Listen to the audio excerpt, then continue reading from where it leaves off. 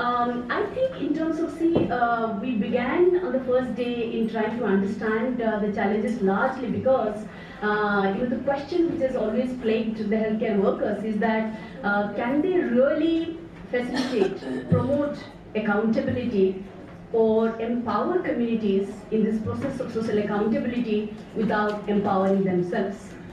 And Samit, through his example, says that, well, these are not really tensions and can be resolved. But that is something which has been a constant concern. So we wanted to understand that space, that is inhabited by these frontline healthcare workers. Why and what is the nature of those challenges which might, in some sense, cripple in terms of the kind of decisions that one takes or cannot take. One, I think, which came very clearly in that is the issue of recognition. Recognition in terms of the knowledge, because many said that the moment you say it's a nurse, it's basically a role to assist, right? So what kind of decisions you take are not really taken into account. We have got, again, recognition in the context of Malawi, saying many healthcare workers are actually not really officially recognized. We have a similar case here in the indigenous midwives. So that's, I think, broadly the kind of issues that are emerging from these 2 days' discussions for us to think through in terms of going forward. What is it that we could actually do and what this space looks like.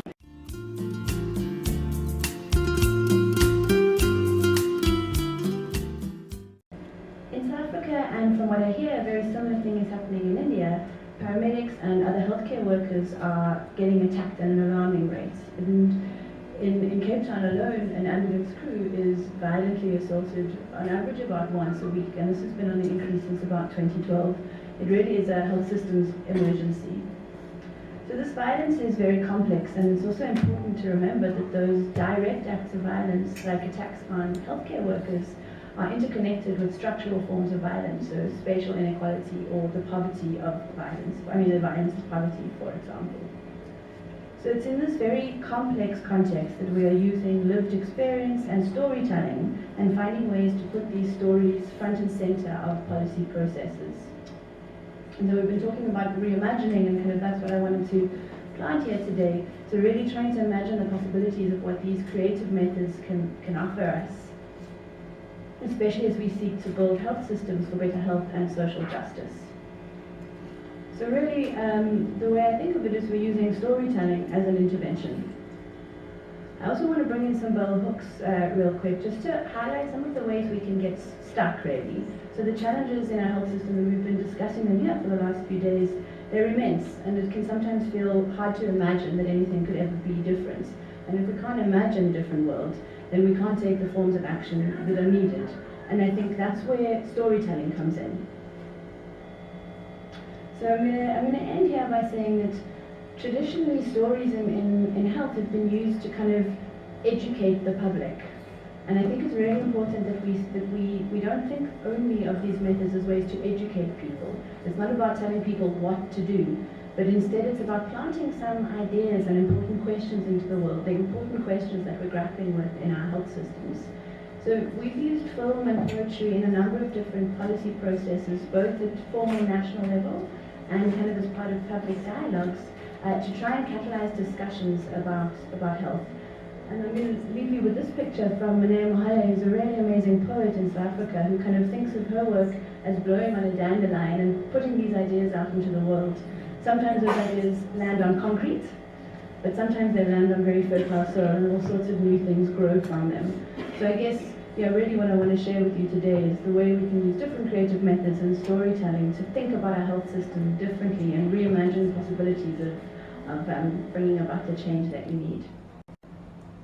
So the different experiences that we heard need to be framed in terms of accountability, in terms of citizenship, and in terms of governance.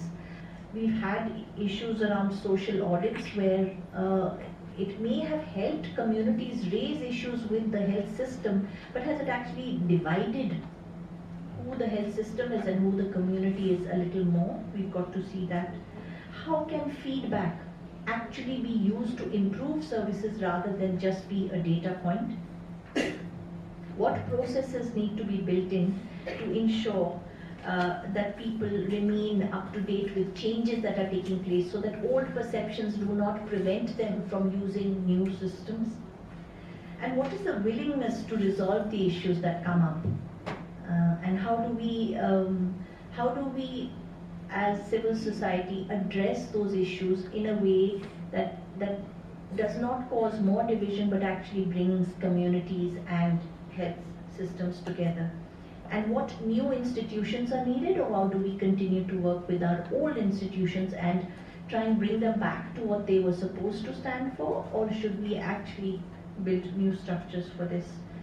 And finally, to say that as communities here, across the board, sharing and learning from each other is so important, because each of us are at different places, different contexts, different spaces, and there's so much we learn from each other.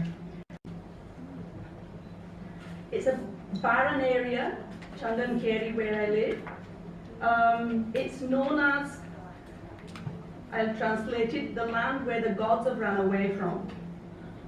And there's been a huge migration from that area, particularly recently to other parts of India. There's very little in-migration, so we have very few NGOs, we don't even have Naxalites, and we don't have missionaries working there either. So it's a place where people usually leave and not go to. But the challenge was how to organize quality healthcare in a place like that, because the women were now organized. They're not willing to accept low quality care.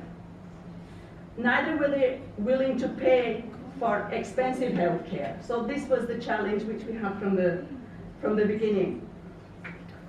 Childbirth, as well as the women that attend childbirth, was not adequately valued. So the birthing itself was not considered a very, if you're a cardiac patient, you get much better treatment than a woman in birth. And also the women who attend women in birth, they're also not well valued by generally the many levels of society. There are issues of caste and gender all built into this. And it's usually the lowest caste and women who are the traditional dais. Their daughters and daughter-in-laws nowadays, they do not or did not want to take over what their mother and mother-in-laws were doing. At the time, in the government health sector in our whole district, there was no deliveries taking place in the government sector. In fact, even till now, there is no 24/7 emergency obstetric care in the whole district. It's not accessible, affordable in the private sector. The doctors, even the nurses, were not willing or available to work in rural areas. And on top of this, we had all the other problems of poverty, corruption, etc. So what did we do? From the beginning, we have incorporated the dais and the other village women as the main healthcare providers in our center and our community program. We have incorporated as far as possible all the positive local and traditional knowledge, and we have involved the women's groups in our, they're the managers, they're the managing committee of our Women's Health Center. These are some of our, we call them Swasthakis, it means health friend. So we have trained over 70 of such women. They've been selected by the women's groups. They're there in the community. They're also actively involved in providing healthcare in the health center itself. These are some of the pictures inside the health center. And the nurse midwives that we have in our health center, they're all themselves women from the community who have been trained by our organization.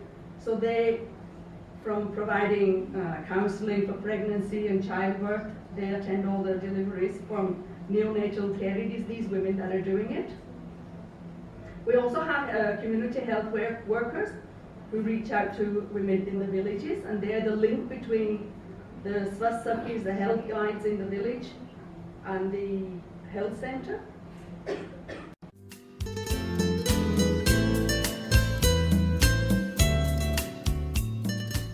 Bulima raised the issue that she had heard speaker earlier also and me speak, which is that how do you improve the public health services, because the condition is so bad. She spoke about Assam, where she comes from, where the health center is in a terrible situation. It's really not even possible to live there because it's in such bad condition. So how are the public services which are in such bad condition, how are they going to be improved so that people can use it? She took the example of what Asha ma'am spoke yesterday and said that one of the ANMs can't even give injections now because her hands tremble. Clearly showing that the same person has been at the same job for so many years and has not been given any additional support or improvement in their career. So they're still at the same place where they were. How frustrating it is. Ulima mentioned that now it seems that from the clinical area, people who have come from hospital areas with knowledge but much younger are now being sent to these community health centers to be above them as supervisors. And this really demoralizes community health workers who have been there for so many years and have not really been taken up and appreciated for their work or been given leadership positions.